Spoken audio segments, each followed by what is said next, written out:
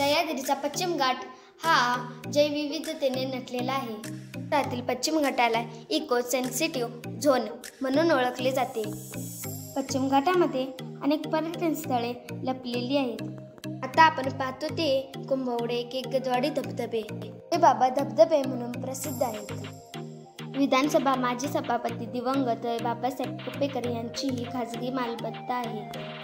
पर्यटन विकास केल्यामुळे अलीकडच्या काळात महाराष्ट्र, गोवा व कर्नाटक येथून हजारो पर्यटन येथे भेट देतात। बाबा धबधबे हे ठिकाण आंबोली येथून चौकुळ मार्गे 15 किलोमीटर तर चंदगड येथून इसापूर मार्गे अंतर 45 किलोमीटर आहे। अर्धगोलाकार डोंगर कपाऱ्यातून 500 मीटर परिसरात आपणाला 5 पेक्षा अधिक कोसळणारे धबधबे पाहायला मिळतात।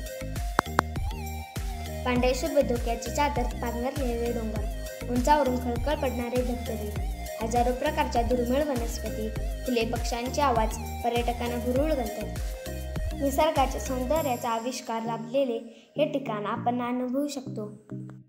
माझा हा व्हिडिओ तुम्हाला आवडला असेल तर माझ्या YouTube चॅनलला नक्की सबस्क्राईब करा।